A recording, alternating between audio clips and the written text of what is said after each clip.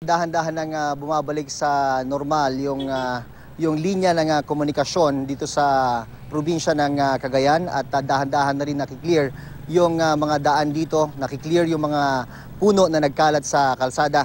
Sa bayan ng Peña Blanca, naglandfall ang bagyo Miyerkules ng gabi.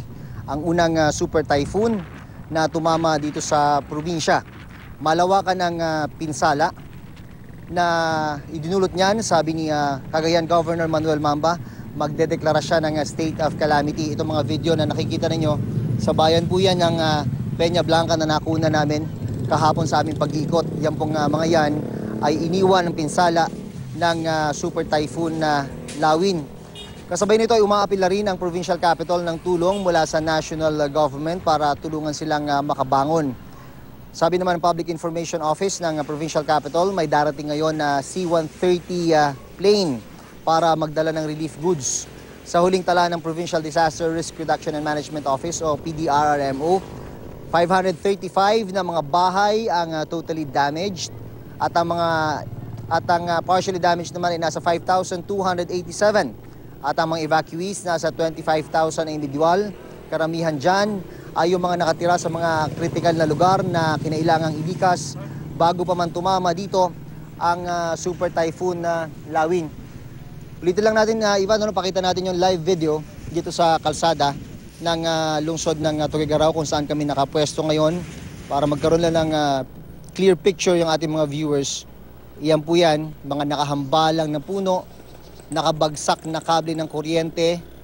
Kaya naman malaking bahagi pa rin, almost entire province ng Cagayan na Ivan, ang wala pa ring supply ng kuryente hanggang sa mga sandaling ito. At ang sabi ng provincial government, sa dami ng mga nagbagsakang poste ng kuryente ay hindi nila masabi at wala sila makuhang assurance mula sa kanilang electric cooperative kung kailan mababalik sa normal yung supply ng kuryente dito sa kanilang lalawigan.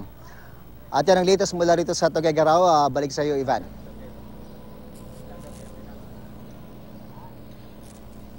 Jun, yung mga pangunahing pangangailangan ng mga tao dyan, pagkain, tubig, may mga bukas bang tindahan, yung mga gasolinahan ba nakakapagbukas na? Alam ko walang kuryente na banggit po, pero halimbawa yung mga linya ng komunikasyon, may signal ba kayo dyan? Yung linya ng komunikasyon, Ivan, nagkakaroon na tayo ng cellphone signal, awa ng Diyos. So, maski pa paano, yung mga kababayan natin dito na-contact na sa kanilang mga mahal sa buhay. Yun nga lang, meron ka nga cellphone signal kung wala ka namang pagcha-charge. Yun yung nagiging problema. Kaya minsan sa ating mga live setup, gaya ng nabagit natin kahapon, sa ating live report sa 24 oras, nakikisuyo sila na kung pwede makicharge sila na kanilang cellphone. Yung kanina, video na nakikita ninyo, pila po yun ng mga motorista, yung mga rider ng motorsiklo na pumipila sa isang gas station dito. Mahaba kasi yung pila rito, marami mga saradong gas station yung mga establishment din ay sarado. Dahil bunsod na rin ito ng utos ng lokal na pamahalaan na noong mga nakarang araw na huwag munang pumasok in preparation for super typhoon na Lawin.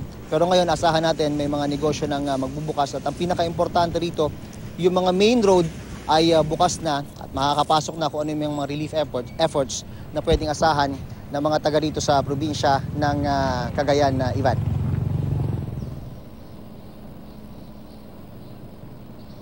Jun, bago tumama itong bagyong Lawin, nagkaroon ng comparison sa Lawin at Yolanda dahil di nagkakalayo yung mga taglay nilang hangin Nakapag-cover ka rin sa Tacloban after Yolanda at nagko-cover ka ngayon dyan after Lawin. Paano may kukumpara, Jun? O incomparable ba?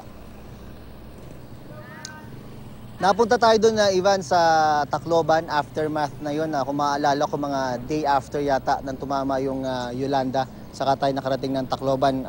Masasabi ko naman, sa nakita ko ngayon, nung nagliwanag na, actually nung nakita namin nung nagliwanag na, iba pa rin talaga yung iniwang pinsala nung super typhoon Yolanda kung ikukumpara mo dito. Siguro, swerte na rin maski pa paano. Yun na nga rin yung thinking ng iba rito, Ivan. Swerte na rin tayo maski pa paano, although malakas talaga yung bagyo, maraming nasirang bahay. At ang pinaka-importante, so far, hindi naman ganun kadami yung naging damage to yung buhay ng tao. Yun ang pinaka-importante. At isa doon sa pinagpapasalamat nila rito, Ivan, yung Sierra Madre Mountain Range. Kung wala daw yung Sierra Madre Mountain Range na yan, at direktang pumasok rito, ay mas malakas pa ditihado yung na-experience nila na bagyo kumpara dun sa na-experience nga itong Miyerkules ng gabi na umabot hanggang madaling araw. At syempre kung ikukumpara pa rin natin yung Tacloban at yung nangyari dito sa Cagayan, isa rin kasi sa mga pumirwisyo talaga doon, Ivan, yung storm surge. Yun talaga yung maraming kinitil na buhay. At ang awa ng Diyos, sa report ng provincial government dito, ay na-spare sila, lalo na yung mga coastal areas nila, coastal towns, dun sa daluyong na yon. Pero syempre, andun pa rin yung napakarami pa rin mga sirang bahay dito. Yun yung hinihingi nila ng tulong dito sa national government.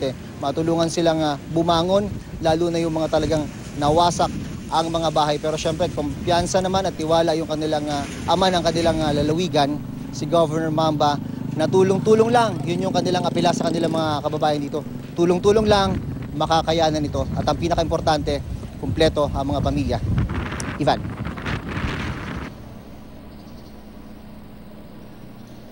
Maraming salamat, June Veneracion.